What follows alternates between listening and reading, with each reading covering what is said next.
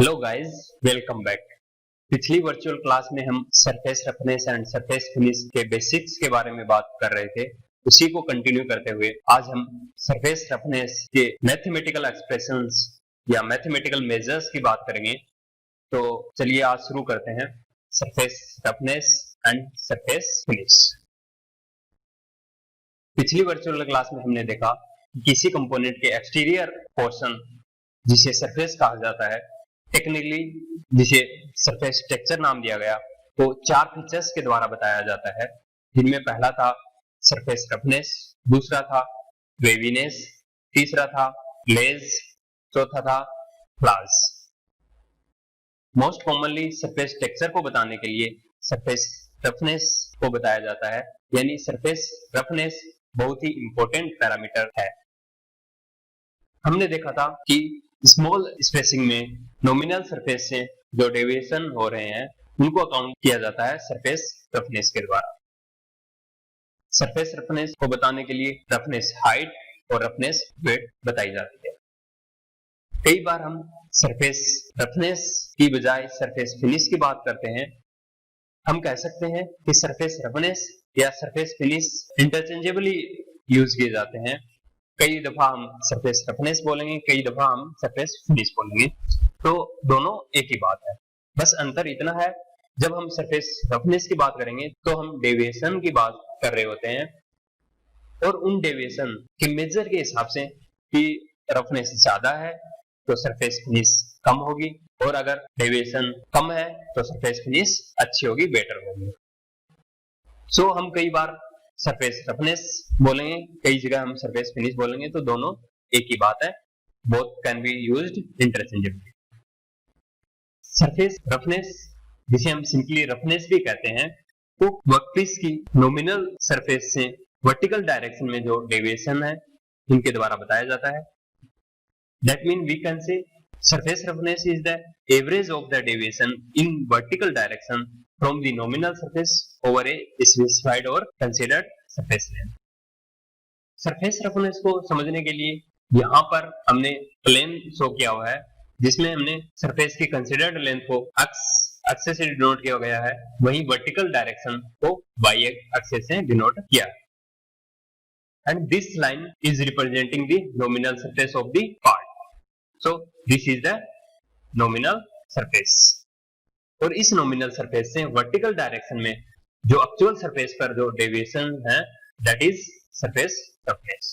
तो vertical deviation को हम yi से denote कर रहे हैं, and this is the actual surface। यहाँ पर हमने जो specified surface length ली है, that is the lm। तो यहाँ हम देख सकते हैं कि इस नॉमिनल सरफेस से एक्चुअल सरफेस में यहां पर जैसे वैलीज बनी हुई है, दीज आर वैलीज, और यहां पर पीक्स बने हुए हैं, यानी मटेरियल नॉमिनल सरफेस से ज्यादा है। तो इस तरह डेविएशन नेगेटिव भी हो सकता है और पॉजिटिव भी हो सकता है। तो सरफेस रफनेस को बताने के लिए दो तरीके काम में लिए जाते हैं। First one is the average roughness, and it is denoted by R subscript A. Second method is the root mean square values, and it is represented by R subscript RMS.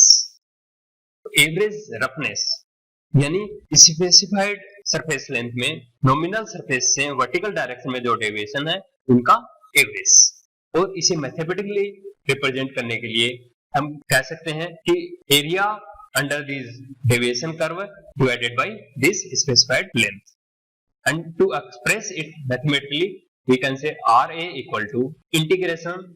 So let's take smaller section of length dx and this deviation curve is denoted by y, so we can say RA equal to integration of y divided by lm of dx.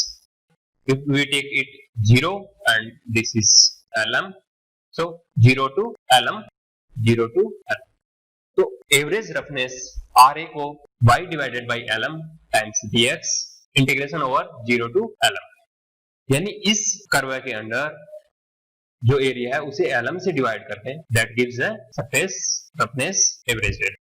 अगर इस integration expression को हम approximation में convert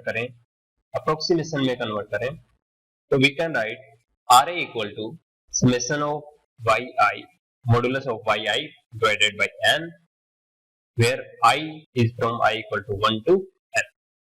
यहां हमने deviation measure किए हैं। Suppose हमने एक डेविएशन यहां मेजर किया, that is by 1, this is by 2, this is by 3, this is by 4। तो इस तरह हमने n number of deviation measure किए और उनकी एब्सोल्यूट वैल्यूज, क्योंकि यहाँ पर डेविएशन पॉजिटिव भी हैं एंड नेगेटिव भी हैं, तो उनकी एब्सोल्यूट वैल्यूज को सम कर दें और फिर नंबर ऑफ डेविएशन मेजर्ड से डिवाइड कर दें, that gives us average value of roughness. Most commonly इस एवरेज रफनेस का ही प्रयोग किया जाता है।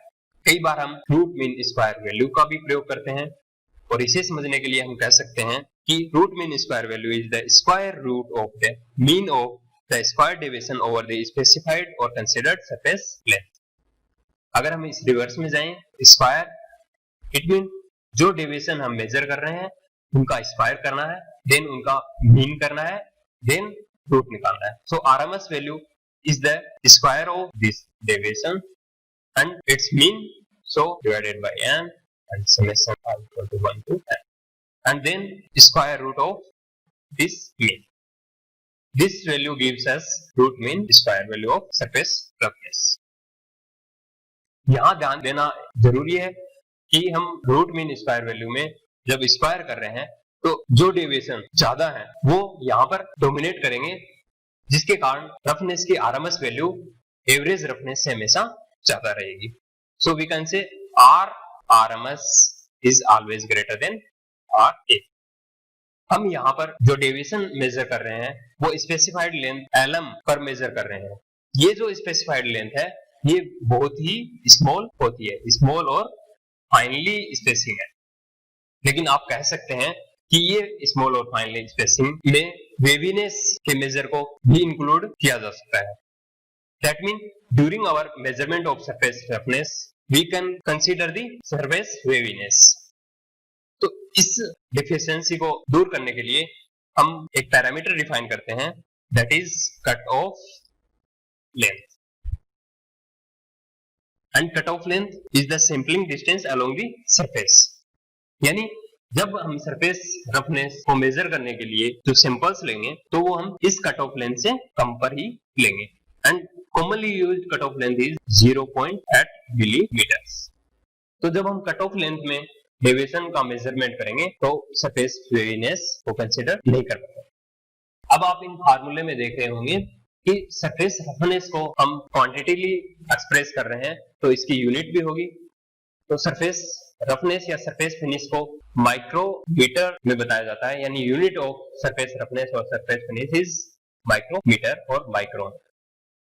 और आप जानते होंगे 1 micron equal to 10⁻⁻⁶ metre.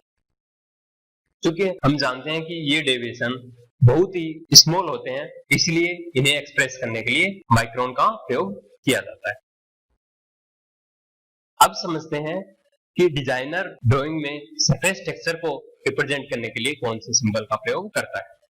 Surface texture को बताने के लिए स्क्वायर रूट की तरह सिंबल का प्रयोग किया जाता है। यहाँ पर यह सरफेस बताई गई है, इस सरफेस के रेस्पेक्ट में हम सरफेस टेक्सचर को डिफाइन कर रहे हैं। यहाँ पर जो सरफेस रफनेस की वैल्यूज हैं वो माइक्रो इंचेस में है और अदर क्वांटिटीज की यूनिट्स इंचेस में बताई गई है। सरफेस टेक्सचर को बताते समय हम डिफरेंट फीचर्स को बताते हैं। इसे समझने के लिए हम इस फिगर पे ध्यान देते हैं। This represents the surface under consider.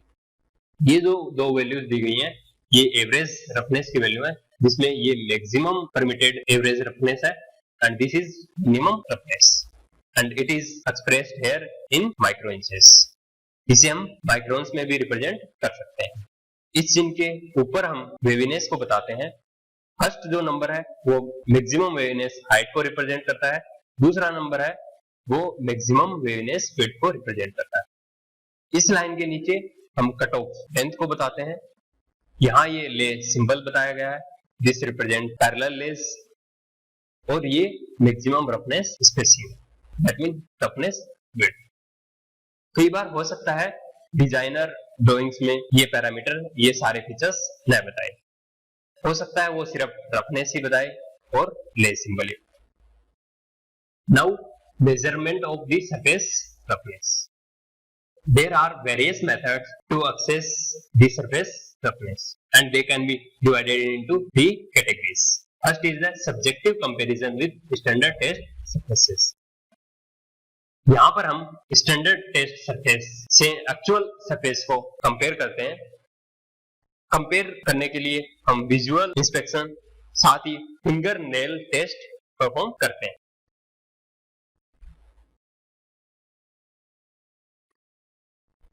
Finger nail test में हम स्टैंडर्ड सरफेस और एक्चुअल सरफेस को साथ में रखते हैं और हमारी फिंगर की टिप से टच करके दोनों को देखते हैं और चेक करते हैं कि दोनों ऑब्जेक्ट सिमिलर हैं या नहीं।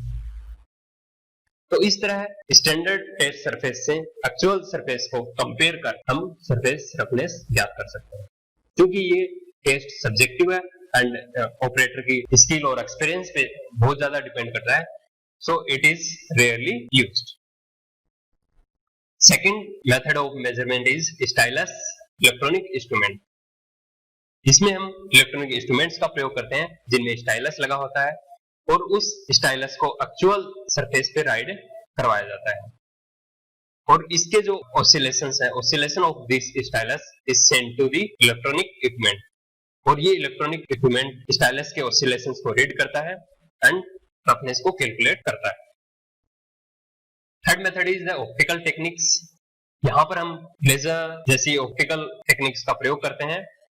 यहाँ पर हम लेजर का प्रयोग करते हुए सरफेस में इरेगुलरिटीज को मेजर करते हैं और उनके द्वारा सरफेस रफनेस को कैलकुलेट। अब देखते हैं कि डिफरेंट मैन्युफैक्चरिंग मेथड्स से प्रोड्यूस होने वाली सरफेस रफनेस वैल्यूज।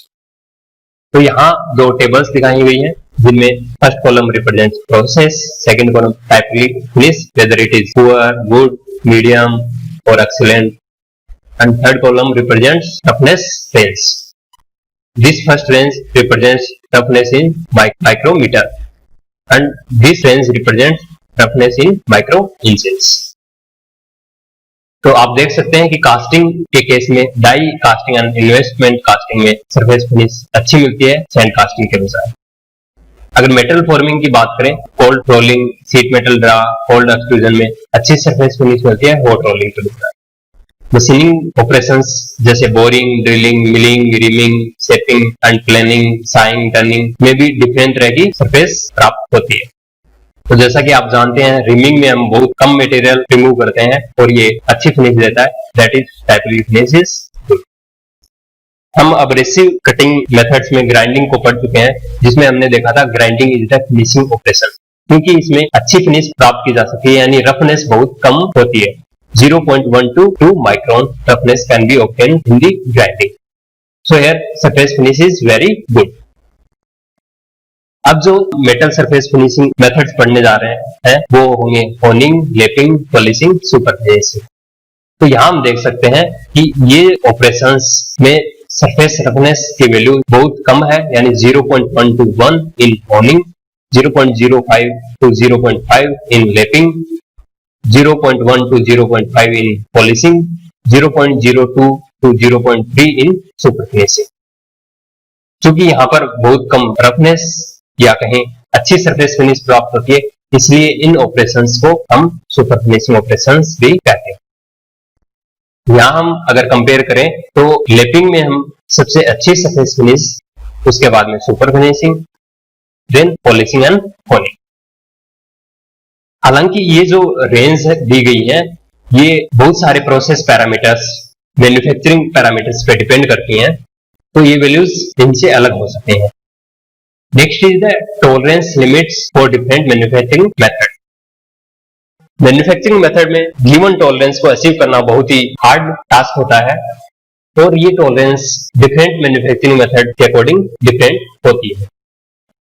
यहाँ पर फर्स्ट कॉलम में प्रोसेस दिखाया गया है, दूसरे कॉलम में typically tolerance that can be achieved दिखाई गई है, जिसमें first one is in mm, second one is in inches. तो यहाँ हम डिफरेंट मैन्युफैक्चरिंग मेथड्स के लिए टॉलरेंस देख सकते हैं, जैसे कि सेम कास्टिंग में कास्ट आयरन की कास्टिंग करने में हम प्लस माइनस 1.3 mm तक की टॉलरेंस अचीव कर सकते हैं। स्टील की कास्टिंग करते समय हम प्लस माइनस 1.5 mm की टॉलरेंस अचीव कर सकते हैं। ड्रिलिंग के केस में हम और भी अच्छी टॉलरेंस हासिल कर सकते हैं, plus minus 0.08 millimetre. Similarly milling में भी हम प्लस माइनस 0.08 मिलीमीटर की टॉलरेंस अचीव कर सकते हैं। वहीं जो अब्रेसिव ऑपरेशंस हैं जैसे ग्राइंडिंग, क्लैपिंग, होनिंग, इनमें भी हम बहुत अच्छी टॉलरेंस अचीव कर सकते हैं। जैसे ग्राइंडिंग में हम प्लस माइनस 0.008 मिलीमीटर तक की टॉलरेंस अचीव कर सकते हैं। वहीं सुपर फिनिशिंग ऑपरेशंस जैसे क्लैपिंग, होनिंग, इनमें भी हम अच्छी टॉलरेंस अचीव कर सकते हैं, प्लस माइनस 0.005 मिलीमीटर। सो किसी कंपोनेंट की मैन्युफैक्चरिंग करते इसमें उसकी एक्चुअल साइज प्राप्त करने के लिए हम tolerance obtained in different methods table को देखते हुए मैन्युफैक्चरिंग मेथड का चुनाव कर सकते हैं।